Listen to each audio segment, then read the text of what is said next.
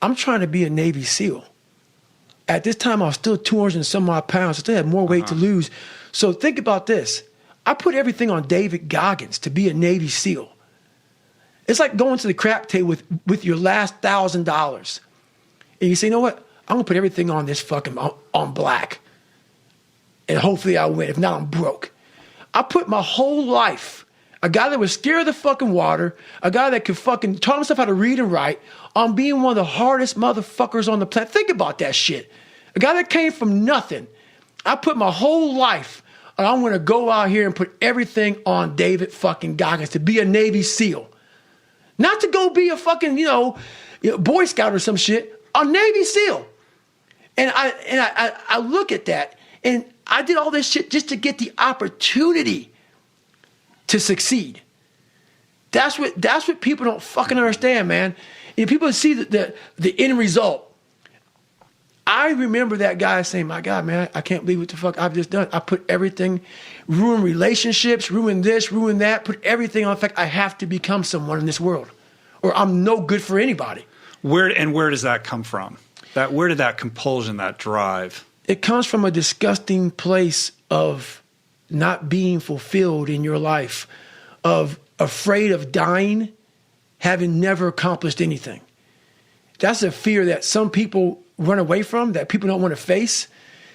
When you have a real fear of dying and being just another person, that I live to pay the bills, I made $1,000 a month. This is my life. I spray for cockroaches, man. If that makes you feel good, that's great. It didn't make me feel good. I wanted to, the first time in my life, after 26 years, it was 24, 25, wherever I was, I wanted to feel good about myself.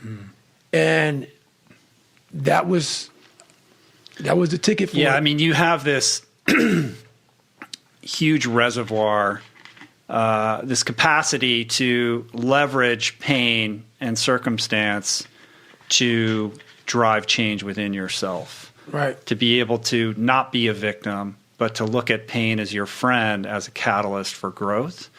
And I think there's a lot of people out there. Look, if you're in enough pain, that's going to move the needle for you. There's a lot of people out there that are in just enough pain where they're willing to just settle for what they have because they're not in enough pain to change. Right. And the fear of change outweighs the pain of their daily existence. You know, the one gift I have, with all that being said, what you just said there, is I have the ability to see the end before the beginning even begins.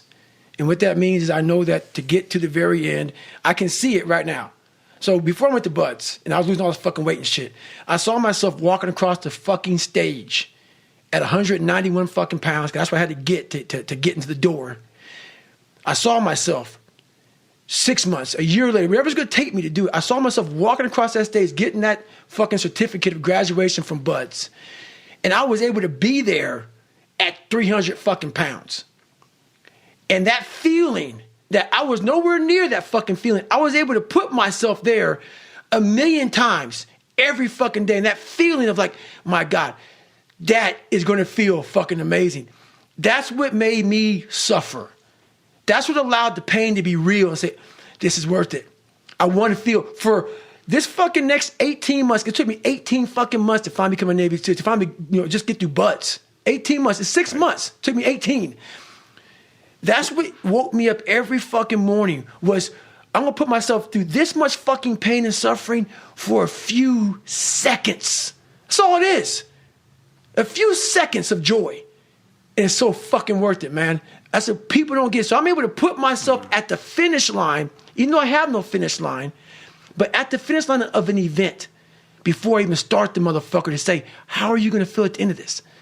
Well, visualization is one of the challenges. And part of that is not just visualizing success or living in the reality of achieving what you're setting out to achieve, but also visualizing how you're going to navigate all the obstacles that are going to get thrown in your path. Right. Visualizing is my biggest tool of life. That's why I've been able to put myself in cold water, put myself in a 100-mile race millions of times before I've done it. And I'm able to go through the race and see how I'm going to feel at mile 50. Almost to the exact feeling. Right. So when it comes up, it's no surprise. It's no surprise. I've already done this a million times. And that's the one thing I practice and practice and practice and practice overnight. But also, the most important thing is I practice that feeling of accomplishment that I'm going to have when it's all said and done with. The crazy thing about the ASVAB story is that in addition to having to pass this test and get that 50, you also had to lose 100 pounds in like 30 days or some crazy short period of time? It was less than 3 months. Right. Okay, 3 months. So, but you compartmentalize these two tasks and say, look, the first thing I got to do is I got to pass this test because the weight doesn't matter if I don't get that 50. And you shelved or put off losing the weight to focus on the academic end of it until you completed that hurdle, and then you looked at the weight stuff. I'm like that now to this day. You still got it done. Yeah, but it's like being focused on one thing at a time. I have to be very present in everything I do. Like right now, I'm with Rich Roll. I'm not thinking about shit, but Rich Roll. And what the fuck's coming out of your mouth right now? That's what gives me a huge advantage in life, especially today, in this day and age, with so much shit going so fast and everybody wants to keep everything going, everything up and everything. I want to be the greatest multitasker of all time. Not me. If I put my 100% into what's in front of me, I will destroy it. If I'm out here just multitasking and shit, I'm going to half-ass everything I do. So it is the most important thing in the world to me, is being focused at the task at hand. And it's getting harder and harder to do that because there are so many distractions, and it's so easy to distract yourself. Yes, it is. You don't ever have to be bored again with these things in our pockets. No, but the one thing I'm most scared of in the world is losing touch with the best thing in the world is your mind. Your mindset, how you can picture yourself, how you can focus, how you can drive, how you can put yourself in so many situations to get out of it. Because those headphones we listen to, those phones that we Google to find information, there's so many situations in my life where that shit's not going to help me. It's not going to help me. And you're able to just turn that off. So fast, because I know what's helped me. None of that stuff's ever helped me. Mm-hmm. None of that stuff's ever helped me. What has helped me has been me alone, getting my shit together and being accountable for who I'm not and who I want to be.